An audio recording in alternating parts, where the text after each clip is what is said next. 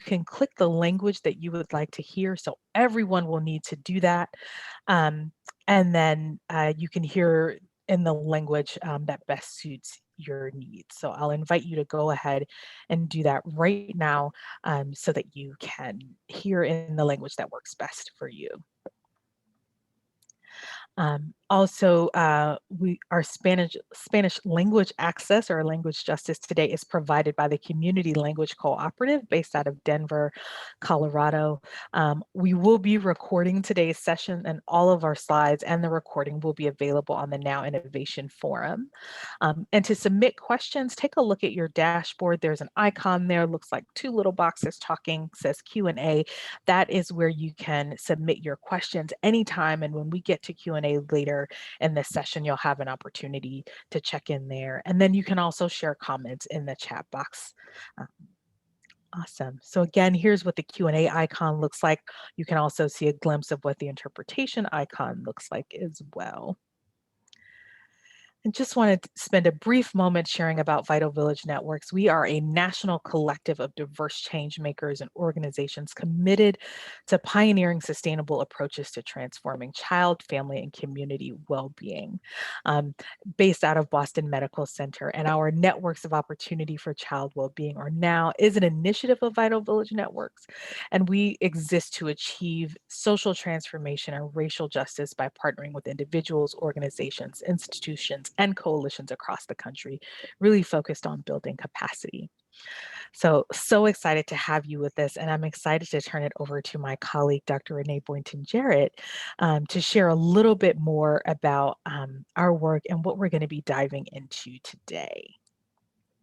Thank you so much, Rhonda. Our journey towards cooperatives probably began as most. I think all of us are seeking opportunities for a deeper practice of racial justice, equity, and liberation. And sometimes, you know, what we're looking for has actually been hidden in plain sight all along. And that's been our journey with cooperatives and understanding their contribution to liberation and well-being. We could advance to the next slide, please. This opportunity, really, if you think about cooperatives, you often think about solidarity, mutuality, sustainability, strategy, equity, economic independence, and collective well-being. These are all practices that we are working on in our daily work, but without this important piece around economic independence and participation. There's in fact a very long history of cooperatives and cooperative economies that often has been hidden. And at the same time, there is a vibrant present of cooperative work that is actually achieving social change and imparting democratic principles and equitable practices for all of us to learn from. If we could advance to the next slide. So as we look at a lot of the benefits that emerge from cooperatives, leadership development, civic engagement, social capital, collective identity, interlocking support, and economic independence, it's no surprise that wellness, well-being, and liberation can flow from cooperative experiences. And I am really, truly excited to learn with you all today from our amazing group of leaders who have been leading change around this work. Thank you. Thanks so much, Renee. So excited. Well, we have come to the moment we have all been waiting for. I'm so excited to introduce our panelists today. We are going to be joined by Jessica Gordon-Nemhart, Marcos Beleche, Nia Evans, James Vamboi, Sierra Peters, Jenny Giffard, and Johnny Charles from the Boston Ujima Project. So we have a treat in store for you today. So without further ado, I am actually going to turn it over to Jessica Gordon-Nemhart, who will get us started. So Jessica, welcome. Hi, I cannot share my screen because somebody else is sharing their screen. So in a minute, great, I'll be able to share mine. Welcome everybody. Hi, I'm so happy to be here and be a participant. It's very exciting to me. I want to thank the organizers and my fellow panelists for having me and putting up with me. I also want to do a quick land acknowledgement and ancestor acknowledgement. So acknowledge the original stewards of the land, welcome our ancestors into the room with us. My ancestors honor our elders. I also want us to remember the struggles of enslaved laborers, all those who continue to labor without just compensation, and acknowledge our claim to land and resources.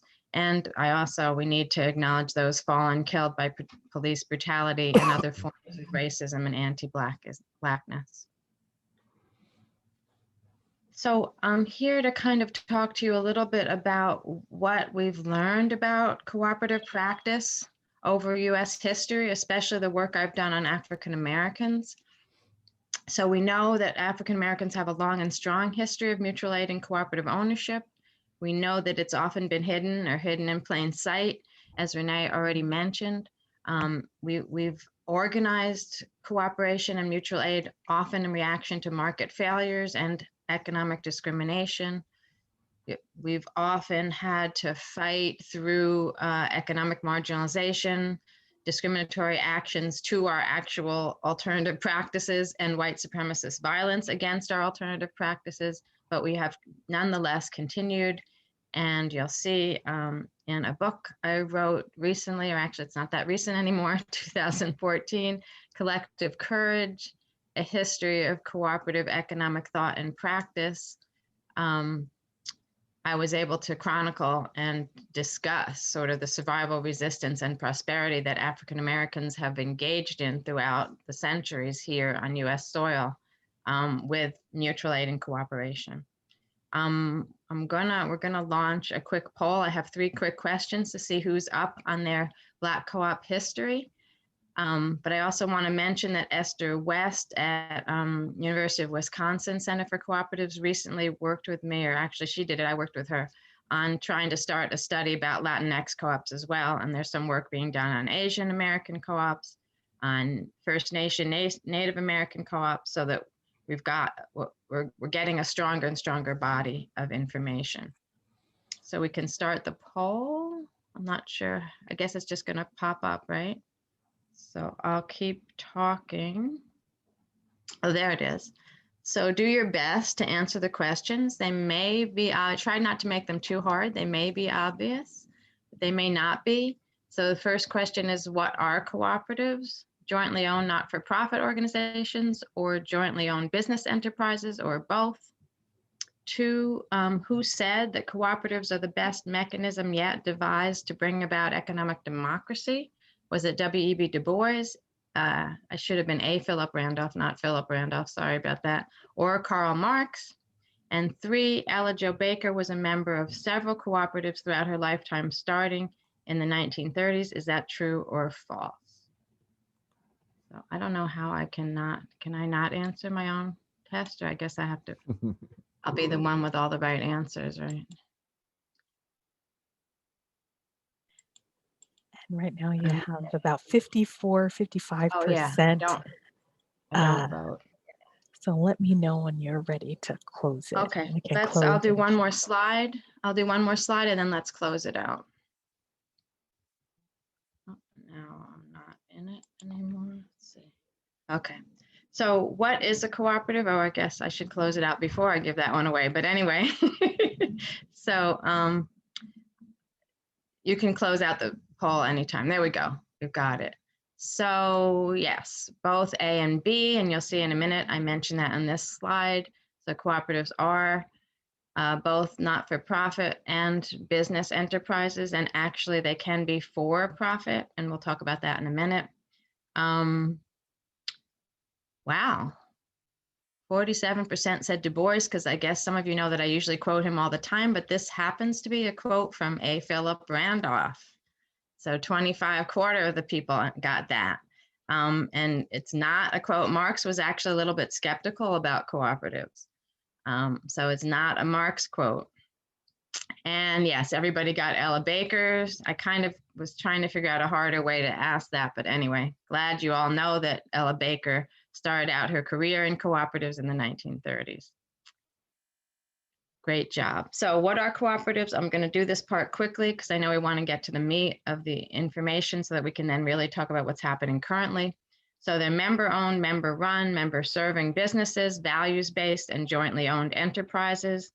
According to, there's actually 7 international principles and about 5 international values of cooperation, but they all revolve around membership, democratic governance, and I just remembered I need to talk slower for the translators. So I'll try to slow down, but I'm a New Yorker at heart. So membership, democratic governance, returns based on economic participation, sustainability, care for community, solidarity are some of the main values and principles. They're formed to satisfy a need to problem solve, not to maximize profit, which is why they're different from regular capitalist or small sole proprietor businesses, right? So co-ops that's where we talk about them being values-based. They're more about satisfying a need, problem solving in communities. And so they actually can incorporate as for-profit or not-for-profit, but they're always people-centered with what we often call the triple or even a quadruple bottom line, right? Return to communities, better working conditions, sustainability environmentally, and then, sort of profit or the need for surplus in order to reproduce itself and keep going, but not profit maximizing.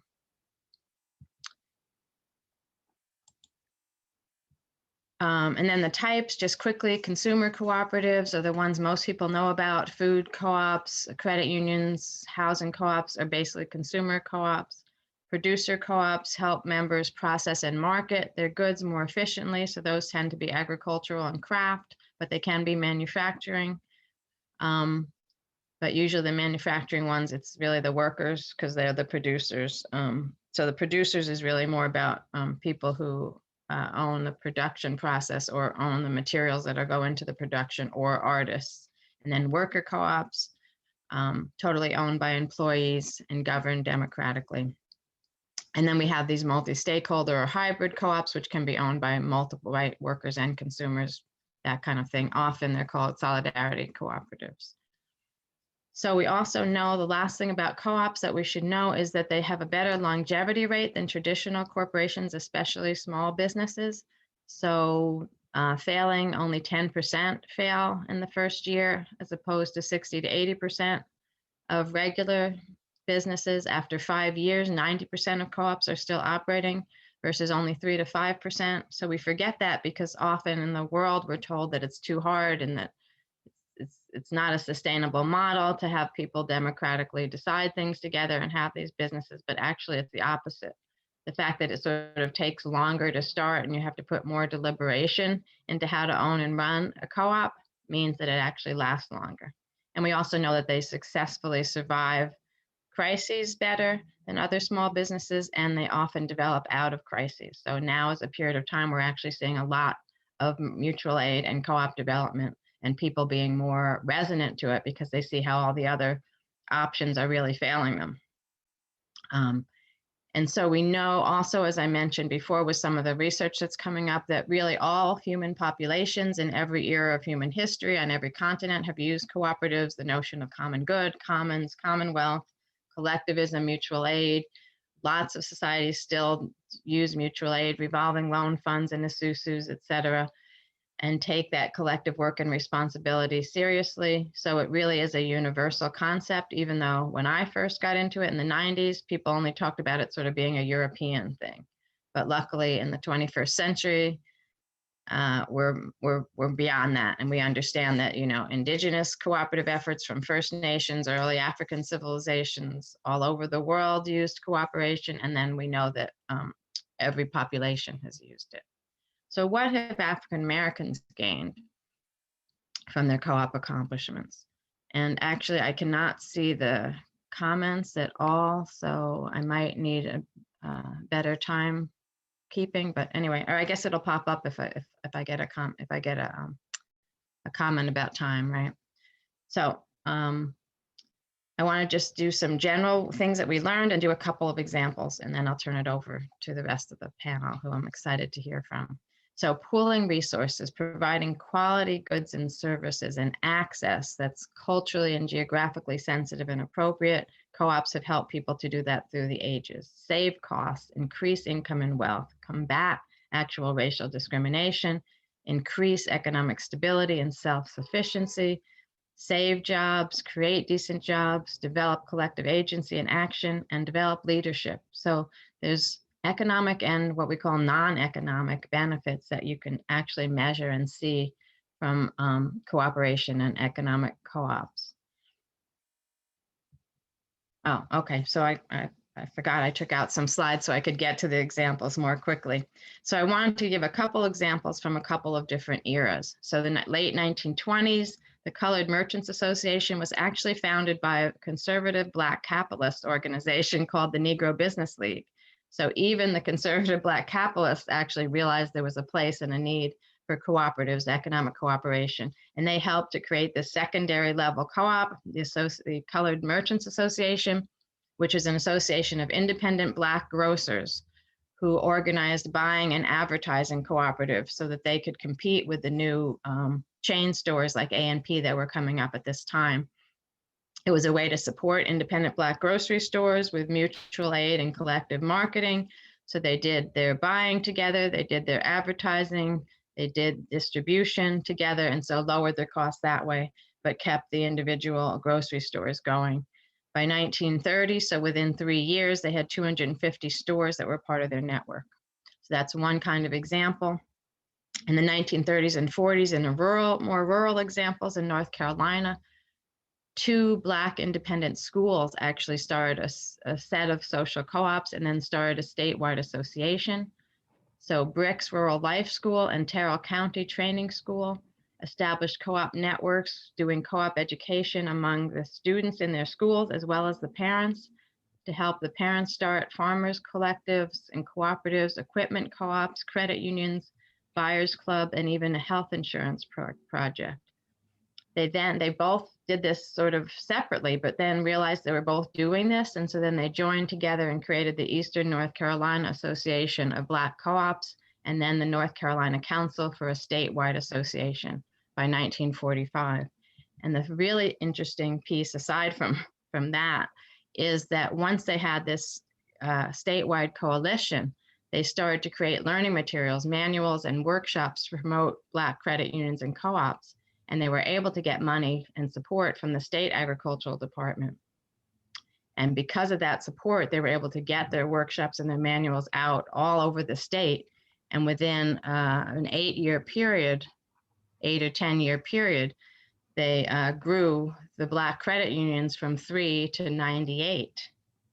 And additionally, 48 new Black co-op enterprises, gave that year. So that's another example of this, right? All this kind of coalition building and education and how important that is. We'll move next to the Brotherhood of Sleeping Car Porters. So that's why I mentioned A. Philip Randolph, who I hope you all know was the founder of basically the first independent Black Black trade union in the 20th century.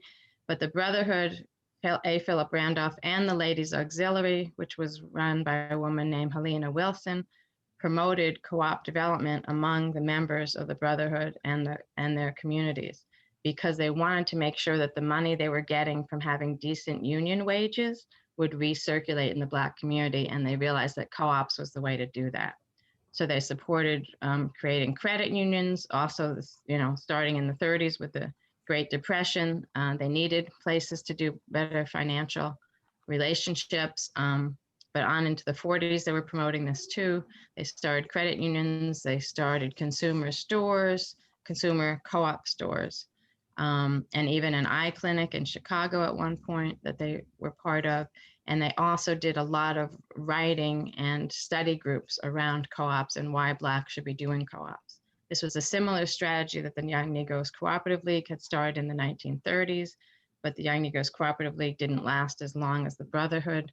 But the Young Negroes Cooperative League, which is what Ella Jo Baker was the executive director of, they had a national strategy of interlocking cooperatives and co-op supply chains. So to do co-op education and then to start buying clubs, credit unions, et cetera, that then would regionally cooperate and then nationally cooperate. And their idea was to create kind of a whole commonwealth of Black co-ops throughout the country.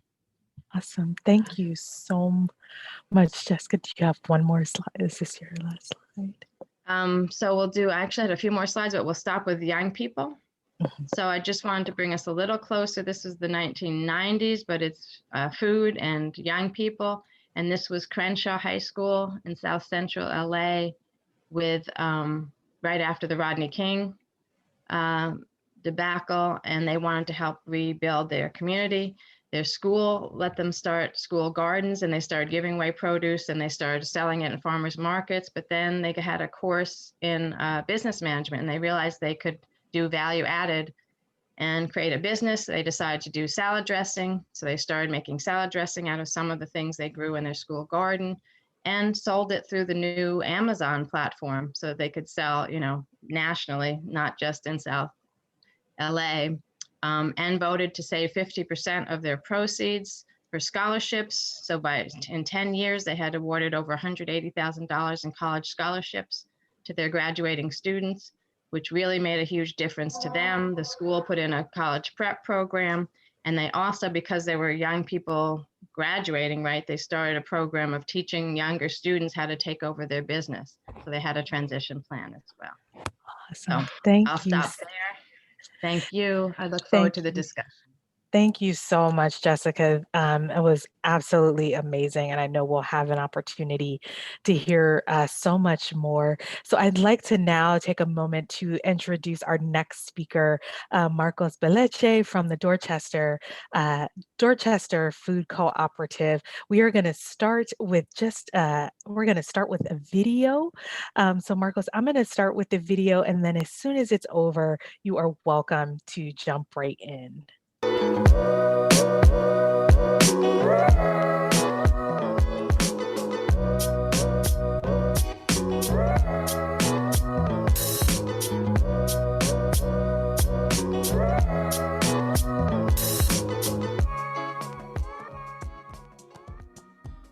The Dorchester Food Co-op is a grocery store that is owned by the community and the workers. We will lift up neighborhood voices To create a co-op that truly celebrates our diverse and vibrant community, Let's build an innovative public space committed to racial, economic, and worker justice that will enhance the health and well-being of our community.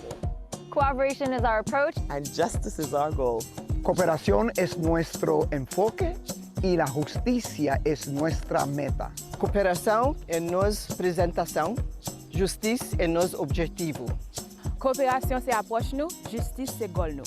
Mình cần hợp tác với nhau và công lý là mục tiêu của chúng ta. Cooperation is our approach. justice is our goal. We have an opportunity to really more profoundly embrace and engage the community in something that matters, and food matters.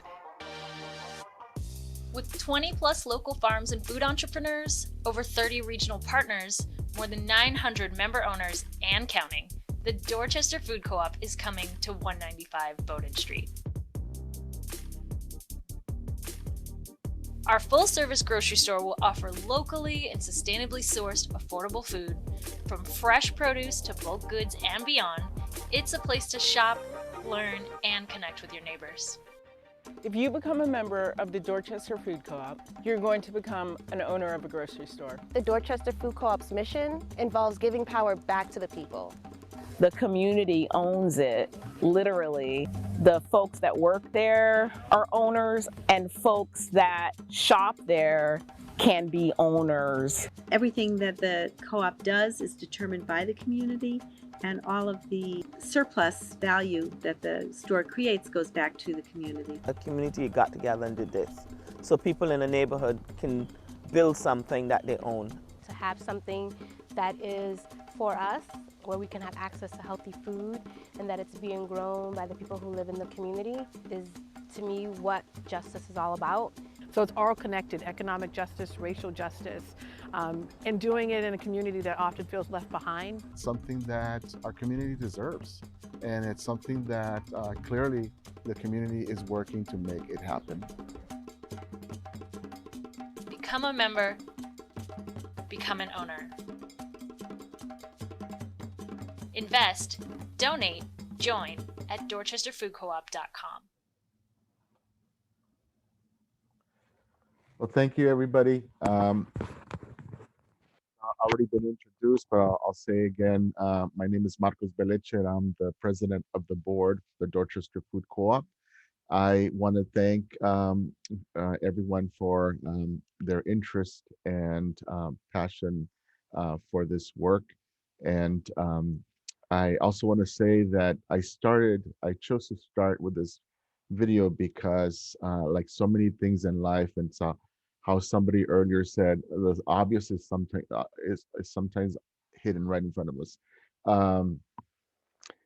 Cooperatives, and the fact that it's a food cooperative that I am helping to bring to our neighborhood is like coming full circle.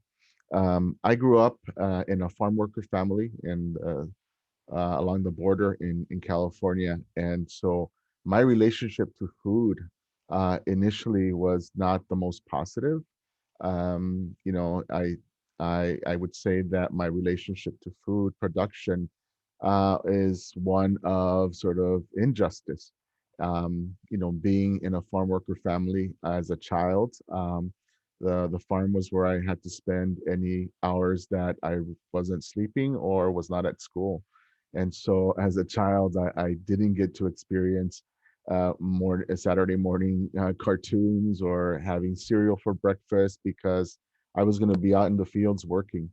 And and so labor justice was something that actually created a significant rift between sort of myself and my dad, who would pay me out of his paycheck.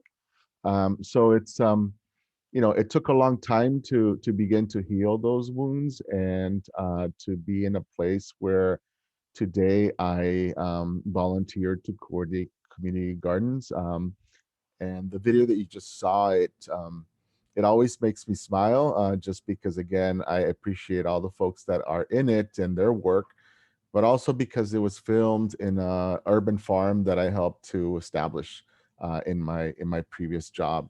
And so I think that again, I feel like there's a path that we all sort of are walking, and it brings us together, and it sort of again also provides amazing opportunities along the ways.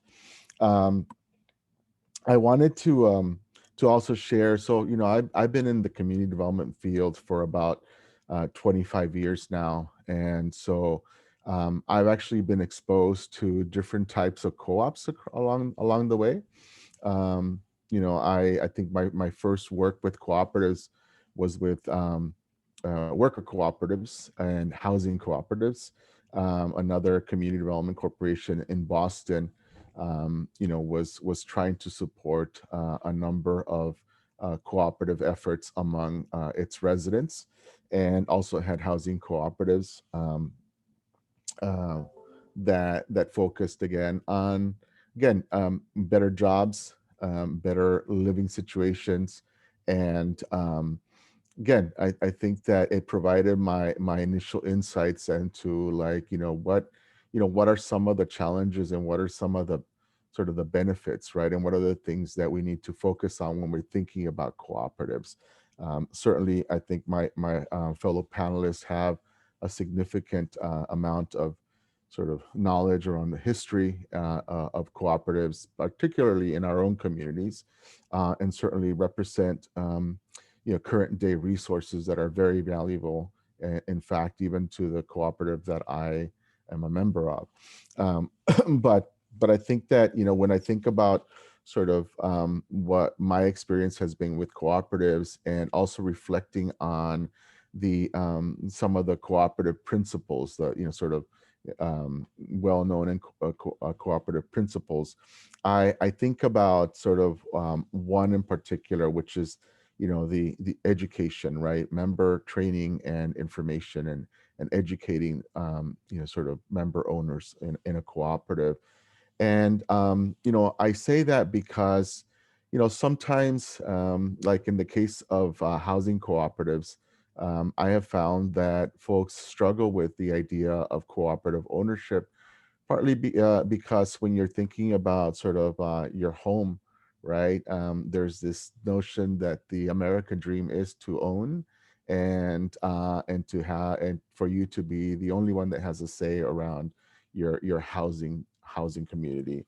And so, I think that I've seen where the lack of investment and intention around training co-op members, really ends up perpetuating sort of a rental housing situation, right? And doesn't allow them to make that full leap into, again, that cooperative ownership of their housing. Um, um, and similarly, I think with again the experience that I had around the worker cooperatives, when in this case they were cleaner, sort of cleaning service cooperatives. Um, it also sort of ran into the challenges of, again, people thinking, I need a job, I want a job, I want that income, sort of cash flow, and we can take care of some of the other things later, right? And so, it was referenced earlier about just, how successful co-ops can be because of the deliberate sort of focus on, on what it's about, and the foundational sort of pieces to creating the co-op. I think that, again, going back to the education, and member education and training principle, it's so critical to understand and address those pieces early on, before the ball just gets moving and rolling and so on, right? I think that I recall that particular cooperative being successful enough in that they were getting enough sort of contracts that kind of began to put the training and education to the side. Um, I want to say, I know that my time is running a bit short, but besides the education and training, certainly I think that the other thing that's really important to think about as we're exploring sort of cooperative models is just, again, getting back to this training and education, the resources out there. I know in our particular case with the Dorchester Food Co-op, we had to push back a bit in terms of doing the extra work to connect with consultants that represented our community, that were representative of our community. There's a lot of resources out there to help. I think it's important for those resources to also reflect our experiences. And so it is possible, but it took and it slowed things down in order for us to make sure that that we were both pursuing this work in an equitable and inclusive way, and making sure that the partners that we were engaging understood our community. I hope that I hope I have other opportunities to share more of my experience, but I know that we're catching up on time here. So I'm going to stop there, and again, congratulate you on just your interest in pursuing cooperatives as a model, especially in today's age where job justice is critical. Thank you. Marcos, thank you so much. And we'll make sure to have an opportunity. We're going to make sure there's enough time for questions a little bit later. So I now just want to take a moment and turn it over to our team from the Boston Ujima Project. We are going to be joined by Ujima Events, James Vamboi, Jenny Gerfard, Sierra Peters, and Johnny Charles. So we'll go ahead and get their videos spotlit, and I will turn it over to you. So excited to hear. Please feel free to start. Thank you. Thank you very much, Rhonda. Thank you, Renee. Thank you, Tiffany. Thank you, Diana. Thank you, Jessica. Thank you, Marcos. Thank you, Vital Village. Thank you. Now, we're super honored and excited to be here. We are big admirers of Jessica, as well as peers, and we are also happy to be in community and relationship with Dorchester Food Co-op. So this is exciting. I'm Ujima Evans. I'm our executive director. You'll be hearing from our whole team today. That top row is our staff team, all of our full-time employees. You will notice that we are all Black. We are very proud of that. We revel in that. We embrace that. In the second row, you will see our Arts and Cultural Organizing Fellow and our interns, as well as Aaron Tanaka, who is a co-founder of Bossy Ujima Project, who also knows Jessica very well. So Ujima is an ecosystem. And what you see here is this very gnarly chart that shows the different parts of our ecosystem. We believe that to face the systemic challenges of inequality and poverty, we need to build a creative, interlocking system of tools and strategies. So what you see here is a map of our Ujima ecosystem, how it functions, a networked continuum of investment, advocacy, time, and energy. There is no beginning or end, but rather it mirrors roots. We have assemblies. With community voice and expertise, Ujima hosts neighborhood and citywide planning assemblies with hundreds of residents, local businesses, and employees to set investment priorities and vote on investments that help achieve shared community goals. We also have the Ujima Fund, which is a democratic investment vehicle raising capital to finance small businesses, real estate, and infrastructure projects. It's slated to be a $5 million fund by the end of this year, and so far we've raised over $4 million. You will also see the Ujima Business Alliance, which is our local business association. Sponsored, you might also see my cat, I'm not sure. Sponsored by Boston Ujima Project for community-oriented companies within this network. Ujima businesses align their corporate practices with their values by creating good jobs, sharing ownership and wealth, meeting local needs, and generating community benefits. And businesses must be a part of this alliance to receive investment from us, and they are invited to be a part of the alliance by our Community Standards Committee. And what we've also pulled out is our anchor institution strategy. And this is where we talk with anchor institutions, universities, hospitals, those institutions that have a huge footprint, they're not going anywhere. And we talk to them about their investment in our communities, which includes investment in our businesses by taking out contracts with them and driving procurement dollars to them. So 2-member team that we have spotlighted in this that is member driven is our Community Standards Committee, which is the committee that helps with the Business Alliance building out and helping the businesses enter into our process, and our Investment Committee, which helps us with investing in these businesses when it comes to our fund. Now, to get into the community standards, we have 8 major categories when it comes to the community standards and 36 minimum standards overall. And they vary depending on worker power.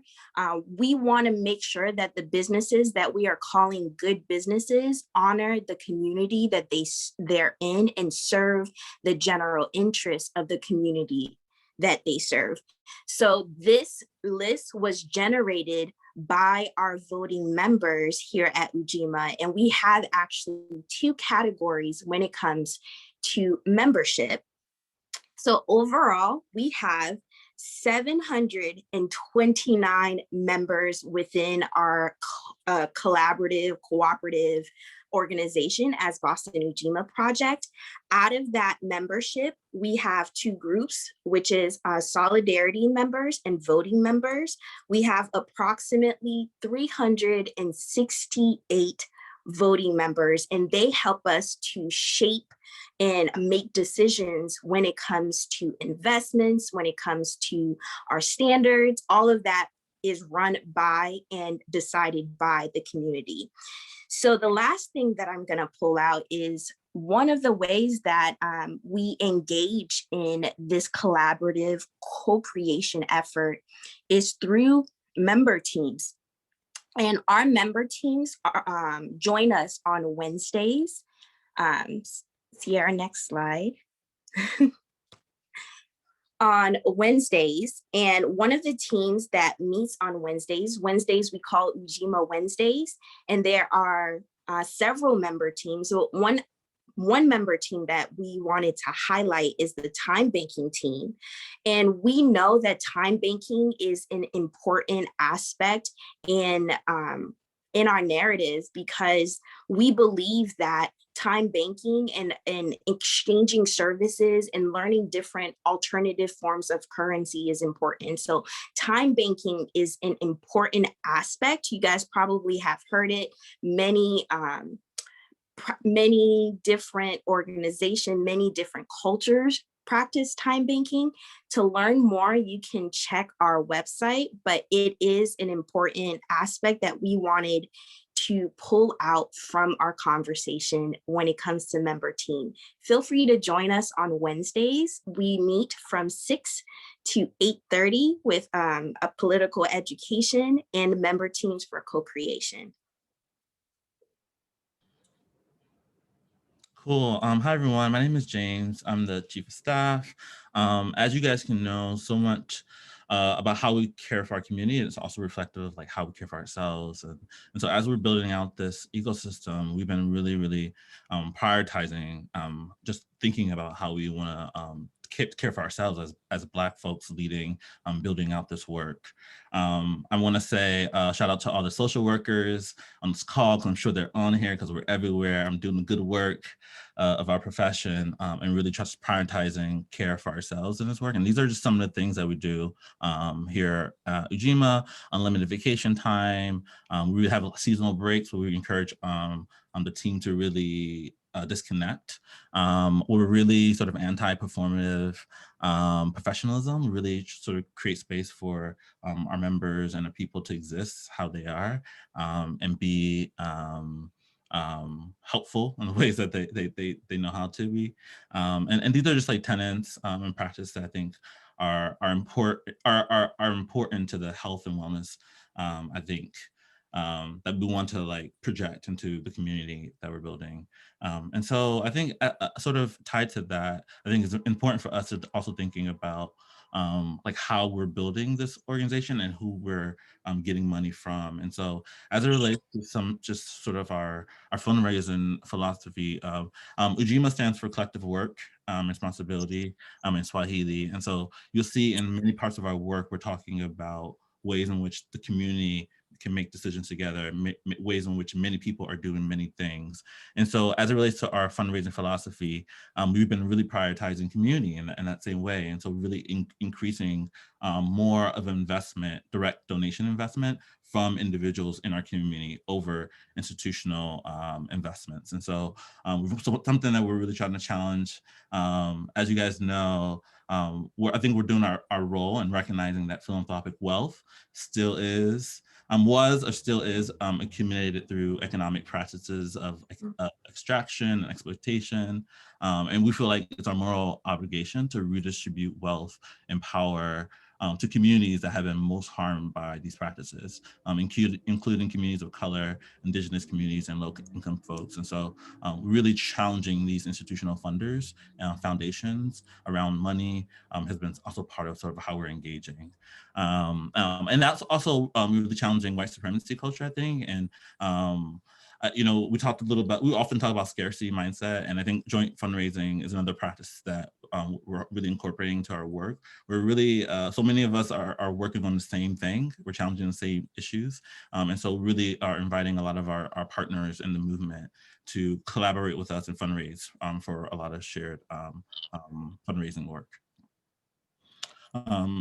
And one component of our ecosystem I really want to celebrate is our care fund. And so sort of the height of COVID-19, we launched this care fund, which was a direct cash fund that offered as you can see, members, Ujima members, workers of our founding and current business alliance, and workers of our Businesses We Love space to get access to the $600 essentially grant that they could use for whatever they needed to exist. As we know, COVID relief was only available to so many people.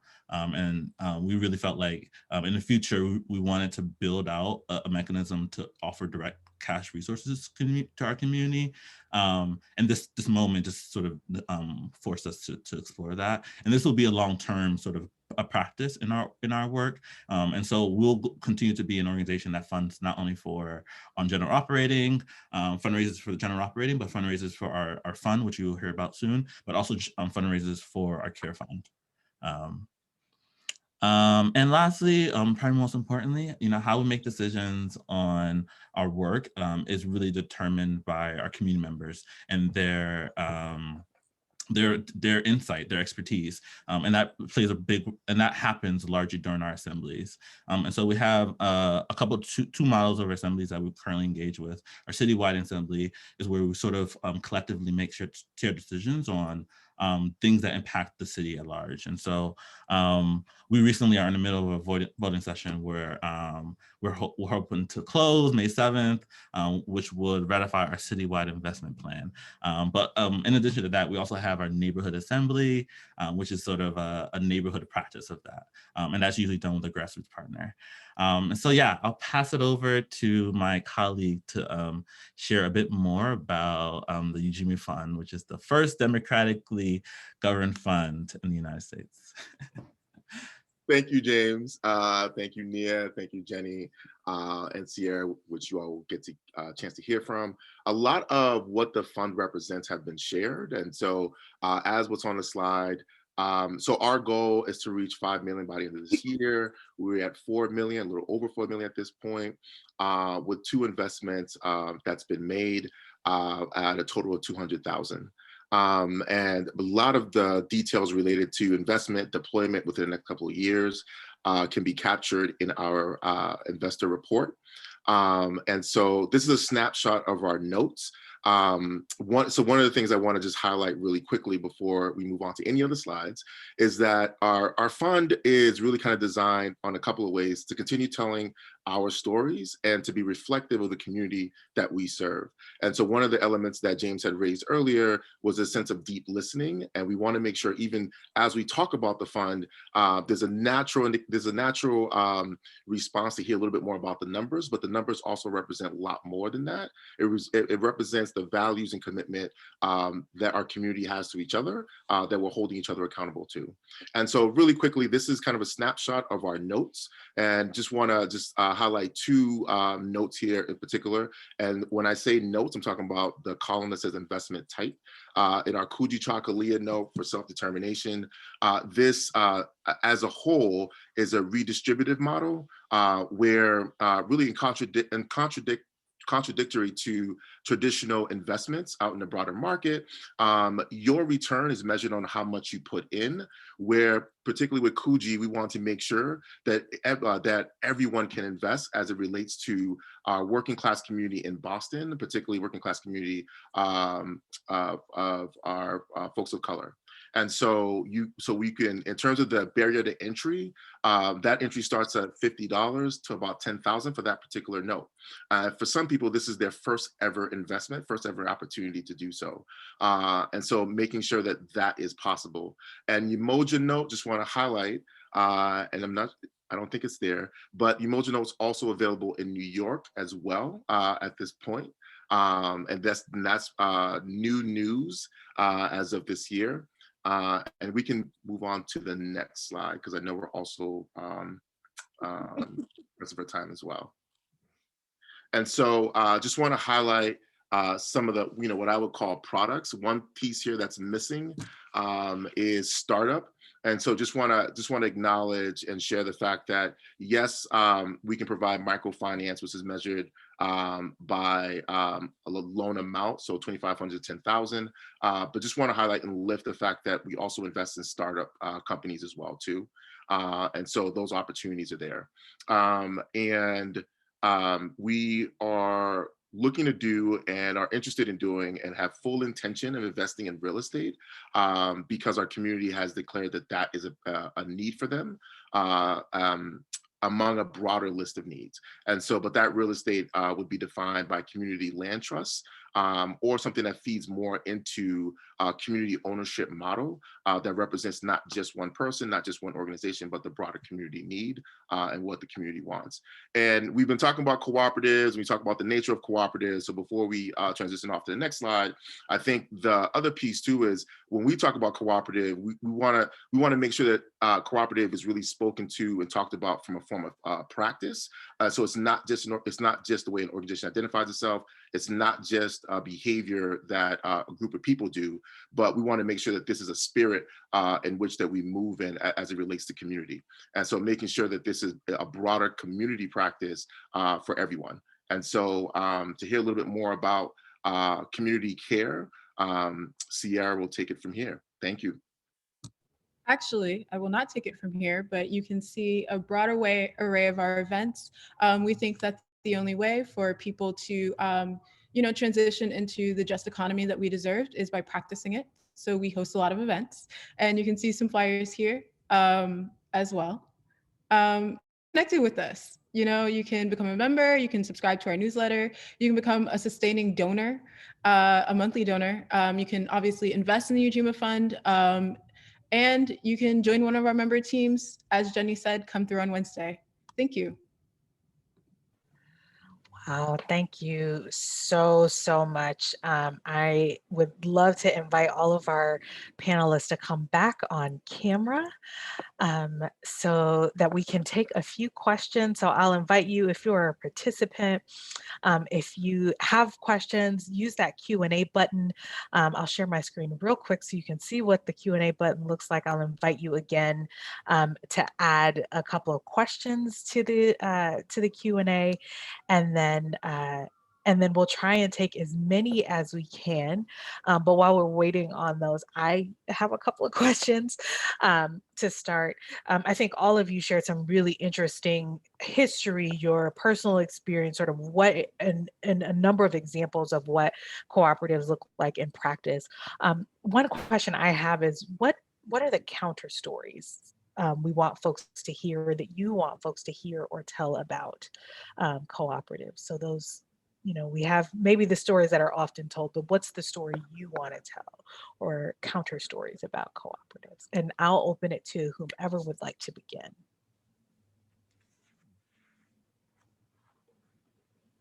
I'll just jump in. And again, just want to preface this, and usually I like to do this as practice before I speak.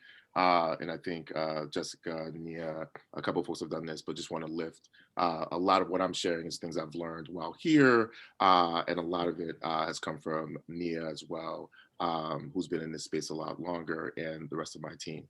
And so one of the things I think we talk about, at least internally and among different groups, is what conflict looks like in cooperatives, and being able to really kind of talk through conflict and not necessarily give off the approach that because we're all working together, that it's very utopian like, and everyone's just happy-go-lucky. And I think we have even for us, we have a great team, but we wouldn't be as good if we didn't really talk through that conflict when it arises and kind of work through it. No one's perfect at it, but it's one of the things that I just want to lift and just leave out there as like, it's not necessarily like a foregone conclusion because you're in a cooperative, things are that easy. Yeah, thanks, Johnny, for bringing that up. I think that's really important. And it goes back to that. I think I tried to use a shorthand about the deliberateness as you're starting this business, right? Starting in this business. And one of the reasons I think that so many of the co-ops work better when they started out with people learning together is because part of the learning together is not just learning the business or how to do it, but also learning how to work together, how to make joint decisions, how to talk through that conflict, how to do conflict transformation, how to trust each other. Because this is, these are businesses. This is people trading money, right? Making money, trading money, paying salaries, buying things, selling things, right? And how money is, especially because we live in such a capitalist society, money is a extremely stressful polarizing activity, right? And so I think you're absolutely right that sort of the backstory really is about how much this is about human beings relating to each other. And that if we don't pay attention to that from the beginning, we can't do this work. But yet we also shouldn't be so afraid of it, because really we all cooperate and practice economic solidarity as human beings anyway. It's been alienated from us. We have to return it to ourselves. And so that whole process of returning our humanity to us in an economic space is really important. And we have to do it very deliberately, very strategically, and with these interlocking building social networks of trust and reciprocity. Thank you, Jessica. I see we've gotten a couple of questions in, so I want to try and get to those.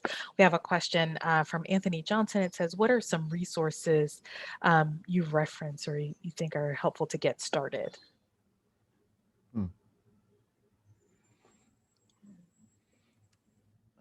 Well, I think I'll start, but again, I was really intrigued by sort of the earlier responses because but there are local groups, including Ujima, I think that's really setting a different sort of pace for this work. But I think like the ICA group, my very first job, I got to work with the ICA group that sort of really led a lot of the cooperative sort of thinking early on. And there's a lot of small pockets of folks doing this work, Firebrand, there's cooperatives of consultants for cooperatives. And I've listed some in the resources that I shared with Vital Village. But I was reflecting just on the challenge, for us as Dorchester Food Co-op, the fact that if we had sort of gone with what the sort of that broader community of cooperatives sort of puts in front of you, we would not be engaging a design team that's led by people of color, right? It's so easy to just go with those that have more visibility and reach. And so for us, when it came time to finding, those consultants, we had to slow the train down to say, let's ask who else is out there, right? And so it's an ongoing challenge, I feel, to just slow things down. And otherwise, like I said before, you're gonna miss the obvious, right? The folks that look like you and know you and have the skills that you need. Awesome. Thanks, Marcos. We have one more question that just came from George Gabel. This will be the very last question, but it says, I saw a local government assume that includes CPS on the outer circle of your visual organization. Does Ujima have presence, standards, and goals for family and child well-being and safety? Is that discussed in your justice report? So it looks like that's a question for the Boston Ujima team. Go ahead and take that question and then close. Thanks, Rhonda. And I'm just trying to reread this question really quickly. Does Ujima have presence, standards, and goals for family and child well-being and safety? Is that discussed in your justice report? Not right now. We do have standards for nonprofits in general. And I appreciate this question because we can definitely create standards and goals for family and child well-being and safety. And we would definitely be happy to do that in partnership with Vital Village or Now, and I'm not sure where your organization is or you. So the other thing I should say is the standards that you saw were developed in partnership with community members and our community standards committee, many of whom are activists and organizers in those respective fields. So for example, the late Chuck Turner on jobs, Alex Ponte Capellan, who's with City Life Vida Urbana on housing, Darnell Johnson, Right to the City again on housing, Matahari Worker Center on domestic work. And so we definitely make sure we partner with grassroots friends to make sure that the work is aligning with standards that already exist. Awesome. Thank you so much. One, I just want to extend gratitude to each and every one of our panelists and advisors who are here with us today. Thank you so much for taking the time. Thank you to our participants for joining us today. To learn more, to find a recording, as well as get some additional resources, including bios and some of the resources mentioned, visit our Now Innovation Forum at www.networksofopportunity.org. Thank you again so much for being with us, and we look forward to seeing you again on our next webinar. Have a great rest of your day. Take care of yourselves and take care of each other. Thank you. Thank you. Thanks, everybody. Bye. Thank you. Thank you, everyone.